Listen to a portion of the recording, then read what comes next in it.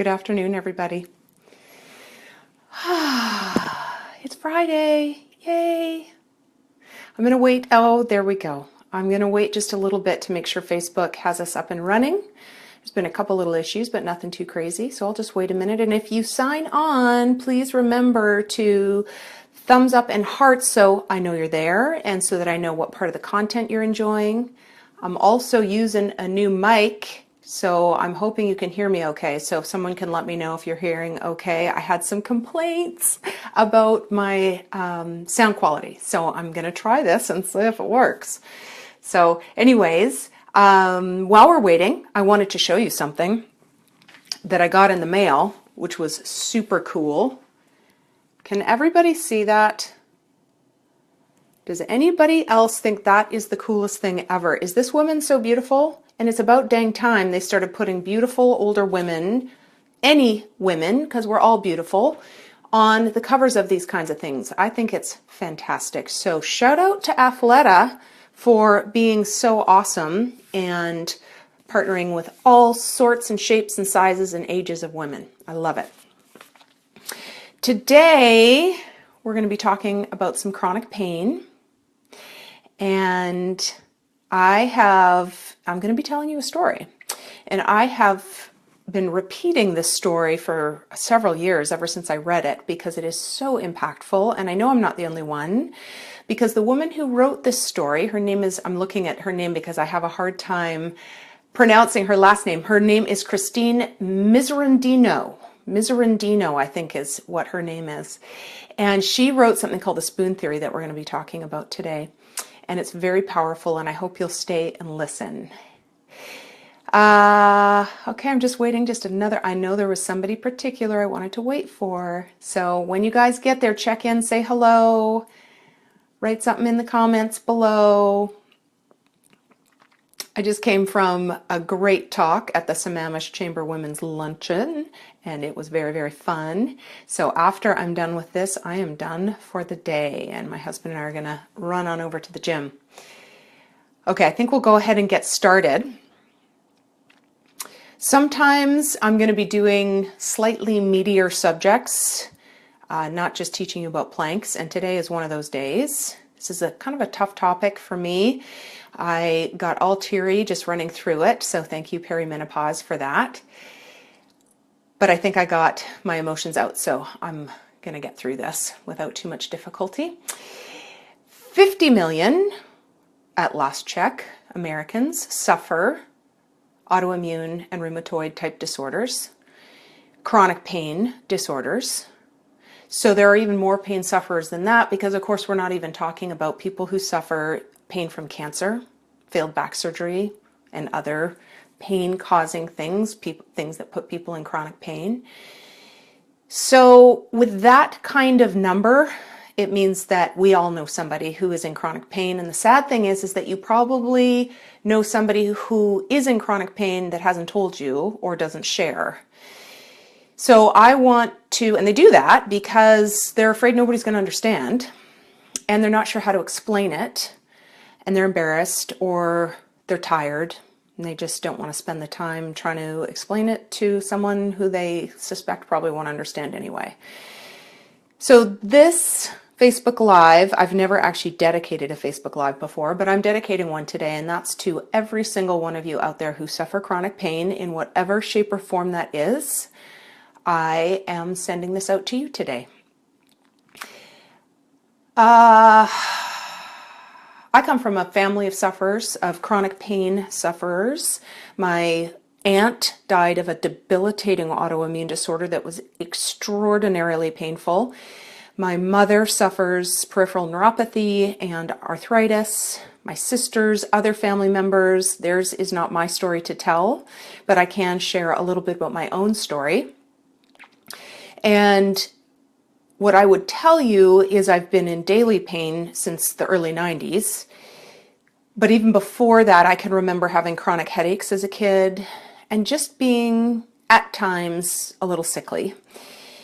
And then in the mid-90s, I just started realizing I was in joint pain almost every single day. And about 1996, I got diagnosed with ankylosing spondylitis.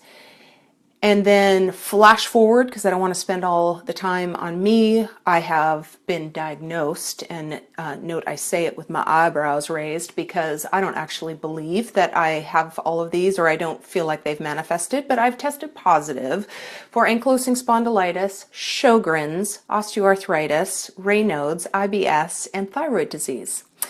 So the idea of chronic pain and autoimmune disorders is near and dear to my heart. There was a period of time in the 90s and early 2000s where I was in a terrible way. I was suffering daily in severe pain. I can remember a time that I got out of my new boyfriend's car, now husband, and crawled on my hands and knees from the car down the long driveway, up her front steps, in her front door, because I couldn't stand up. I was in so much pain. And I remember looking at my now husband, and the look on his face was, I have no idea what to do with this, and I get it.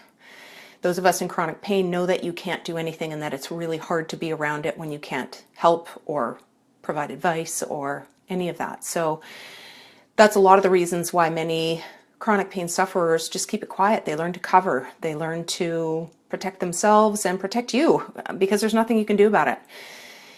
So this story became even more important because Christine, who is a lupus sufferer, like many chronic pain sufferers, had not known how to explain what it's like to live with this disease, and she figured out a way to explain it. We're going to get into that in just a moment. Chronic pain, as I mentioned, is very slippery character, partially because it's so dependent on the person, on how they manifest. There's good days and there's bad days. I can remember comments coming out of well-meaning mouths saying, well, you just worked out yesterday. How can you be in pain today? Or you don't look like you have any problems. Or, oh, what was another one?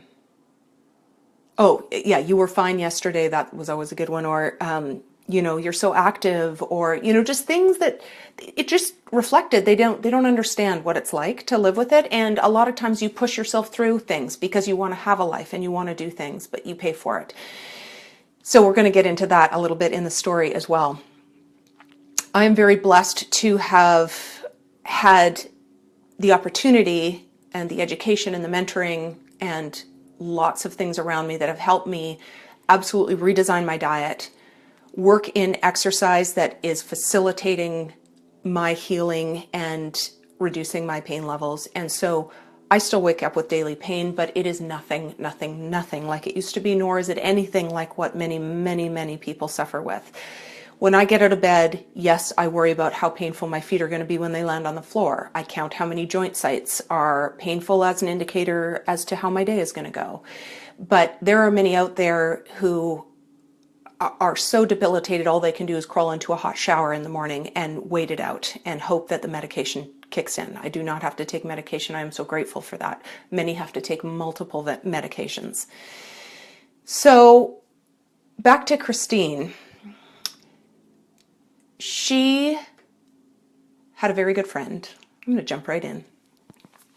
Who she went to college with, and they were out having dinner one night long after college. And in college, they used to sit around and have plates of fries with gravy and talk late into the night about midterms and boys. And they still met up regularly, and they still supported each other. And they were having dinner, and Christine had to take some medication, and she had to have food for it. So they were eating, and she took her medication, and her friend kind of just got this look on her face. And she said to Christine, "What does it feel like to live with lupus?" And Christine's like, "Well, you know me. I mean, you've been with me to doctor's appointments. You've seen me throw up. You've seen me cry out in pain." And her friend said, "No, I mean, what is it like to live with it?" She didn't know what to say because she doesn't know how to answer that question herself. And she's always spent time thinking that nobody really wanted to know that or understand it, so she's never really articulated a way to explain it. So she had to come up with it in the moment, and she did. And she looked around the restaurant, and she gathered the spoons off her table and off many other tables and put together a handful of spoons. And she handed them to her friend, and she said, "This is what it's like to live with lupus." And her friend kind of thought, oh, she's joking. So she took them, and she was all excited about her spoons. She said, I want more. And Christine said, "No, you don't get more. That's all you've got. Count them. So she counted them, and there were 12 spoons. And she said, okay, you've got that many spoons for today. So let's talk about your day. So her friend laid out verbally what she does every day. Gets up, showers, gets dressed for work nicely, hair and makeup, works on her computer, takes the train to work, might go out for lunch with friends, comes home, makes dinner, spends some time watching TV or whatever. They went through the day. So she said, okay, let's start again at your day and talk me through it. So she talked about getting up, getting in the shower, starting blush. No, stop. She said, a shower is a spoon. And she said, blow drying your hair, definitely a spoon. Arms up, painful. And she said, getting dressed in heels and that for work, also a spoon. So you're going to have to make some decisions, or you're already 3 spoons down before you leave your bedroom. Putting clothes on up over your head or a bra may be an absolute no for the day, depending on how much pain you're in. Standing on a train versus sitting. Working on a computer and laptop instead of at a desk. Going for lunch with friends. Stress at work. These are all spoon costing events. Her friend kind of started to get it. And what Christine said is, you get up in the morning and you have limitless opportunities and choices. The difference between you and me is I don't. I have 12 spoons I can spend in a day, and I have to be very, very choiceful in how I spend those every day.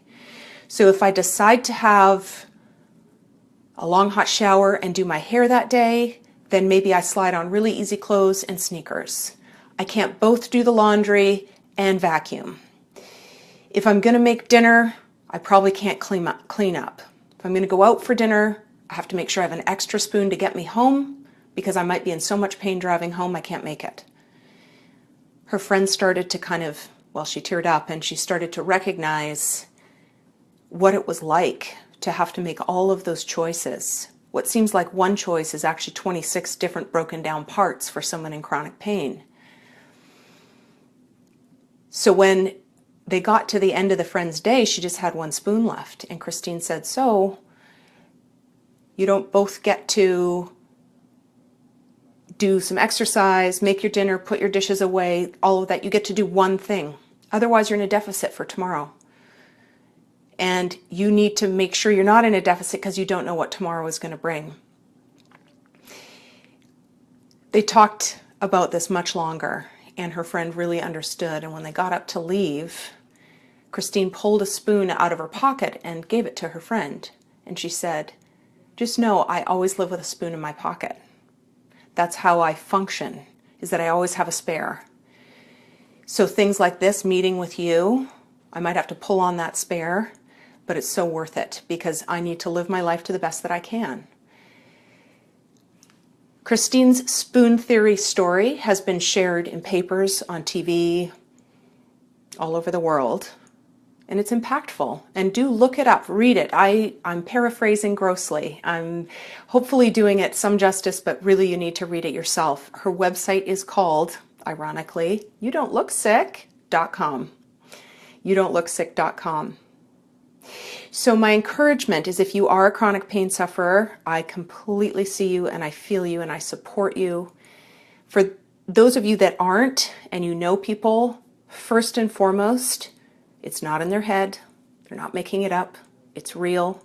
Trust me, they would cut off their right arm to make it different. And I encourage you to just be gentle. When you are pulling a spoon from their grasp by saying, oh, can you do the cookies for Johnny's class? Or, oh, would you mind watching our dog for a week? You need to remember that they're limited in what they can do. And by you taking something, that means they have something less to give elsewhere. So that's what I wanted to talk to you about today. Hi, Anne. Glad you could join. And I know it was a little deeper subject than what I normally do, but it's important because there's lots and lots and lots of us out there. And some are very, very, very much suffering inside silently. And they could really use somebody who might understand just a little bit of what they're going through. So thanks guys for listening in, and I hope you have a wonderful weekend, and we'll see you next Friday on Facebook Live from Arizona. Yoo-hoo! All right, bye-bye.